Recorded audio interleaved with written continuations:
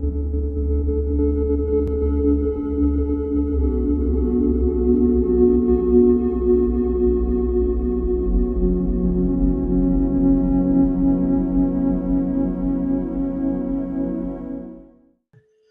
me, I was into solfeggio scales hardcore for many, many years, right? For like definitely over 10 years. Whereas I was telling people, I was listening to it, like she said, I would be at parties with people partying with my phone on, with a frequency playing in my pocket. That's how confident I was about just frequencies in general. So I'd be playing it all the time. We'd be hanging out at the pool with my friends, and I wouldn't even be in the pool. I'd just be chilling on the side, and we'd just put the phone on. Everywhere I'd go, every situation I could, we would play it. That's why when we got together, we started actually playing frequencies in the house all the time. We shifted to 432 hertz after a while, and then we started using different types that felt good for us, right? But when it comes to the solfeggio scale, this is like, and if you've got anything from this course out, you've probably understood, which is difficult to understand, the paradox, right? We talk about paradox. So even though you might be understand that we talk a lot about paradox, but to understand the paradox is a paradox in itself. So like these frequencies have no actual scientific evidence behind them. But it doesn't mean that they're not good frequencies for you. Some people have experimented with them, but I used to say, for example, 528 hertz, I would say that, you know, they can, if you put DNA in a test tube, you bombard it with that frequency, technically it's supposed to repair the DNA, but there are no studies on that. So even though these are supposed to say DNA repair, we can actually make studies up in order to test these frequencies and see what they do, but there aren't any. So just because of that, it's just going with a blanket statement or a definite statement that these will do this to you. You know, there's two things here. One is it's a frequency and it's a harmonic frequency. It will definitely help you feel healed and can help you align in all types of ways. The other thing is giving a frequency meaning gives it meaning even more so. 528 hertz, it's so believed that it's the love frequency. It's so believed it's DNA frequency. We've almost accepted a collective intention around 528 that it will do this. Yeah, the word intention plays a big part in there because that is the intention that we're giving it. It's the idea that 528 is going to repair your DNA and have love, heart, frequency repair. Yeah, and like 396 hertz, for example, I listened to probably 100 hours of that in my life. Am I liberated from guilt and fear?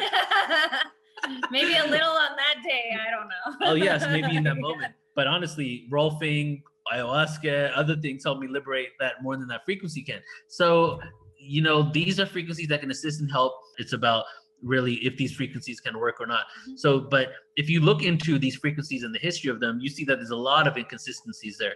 But then when you feel these frequencies, you also find out that they're very harmonic frequencies. So it's not the fact that these frequencies do these things and they're related to do, re, mi, fa, sol, la, ti. It's not that at all. These frequencies could relate to whatever you want them to. You can give them any letter, and then we also label them and identify them as whatever they are for us. So to answer anybody's question of should I not like the solfeggios, because some people really find out some truth behind solfeggios and then they're like, oh, they're become like solfeggio haters, and they're literally like telling people I don't listen to those anymore. Or there's like a 432 hertz camp, and this is a solfeggio camp. A lot of times the 432 hertz people don't like the solfeggios, and the solfeggio people like all of them because they just like the frequencies, you know? And then there's people that don't believe in 432 hertz or that, but what you're going to learn next week with Torquem G, where he has much of the same intention and ideas that we do. He uses 432 hertz, even though he knows a lot of the myths behind it don't work. And he'll be showing you on his, on his soundboard, on his synthesizer, he's going to be synthesizing different tones so that you can feel what it feels to have those frequencies and how it feels in your body, because that's what it's really about. So it's not about telling people that this will do that, because without the research and without going and doing the research yourself to figure out if there's any truth behind it, we're only just spreading whatever someone else has told us. Right. After a while, it becomes more real because more and more of us are saying it. But if you want to be someone based in science, and especially if you want to be someone who is speaking to communities and people that aren't into this, let's get in. The best way to get in with them is with the whole cold, hard, verifiable facts behind sound. Plus, if you want to be teaching people stuff, you want to teach them truth as well. So how amazing is it to know the truth behind the Solfeggio scale, but then at the same time be able to use it because you know they're not bad for you, they're just to help and assist anyway. These frequencies will still create a theta mindset. Yeah, and they're really relaxing. Yes, very relaxing. And okay, so now we're going to go into the Saregama, which is, so there's the Eastern music scale and then there's the Western music scale, right? And the Eastern music scale, which comes out of India, we have the Saregama. So Saregama is the same as Do, Re, Mi, Fa, but in Eastern, in Sanskrit, right? Saregama. It goes like that. If you watch any classical music, Indian classical music dancing, Kathak dancing, you'll even hear them go Saregama, Saregama, they'll be saying Saregama, Saregama. They'll be saying things like that, and people will be dancing to it. So they actually use their Solfeggio tones, even though it's not Solfeggio over there, in relation to that. But now here goes into another connection. The Saregama tones are supposed to connect also to the chakra system. So does that mean the Solfeggio tones connect to the chakra system too? Again, there is no evidence. There's only recent people suggesting this. So it's up to you whether you want to suggest it or if you want to not even include it in your description of this information because you think it's not backed up enough. But the Saregama tones comes from ancient India, in which they say it connects to the chakra system. So, and you can see right here, each of the tones and what it connects to.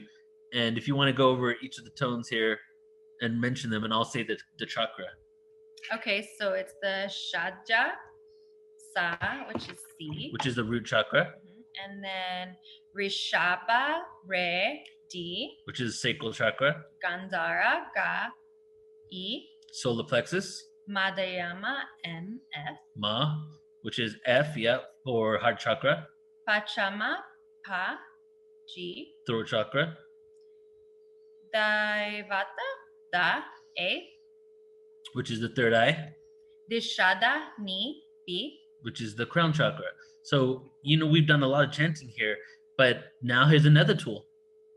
Not only in the chakra seed sounds do they have all those tones that I think we shared with you, or it might be next class where we're going to do the chakra sounds and chant them a few times. But here are the simpler version of the actual scale, the Saregama scale, and these also represent them too. So you can go Sa, Re, Ga, Ma, Pa, Da, Ni, Sa, Re, Da, Sa, Re, Ga, Ma, Pa, Da, Ni, up and up, and you're activating all the chakras.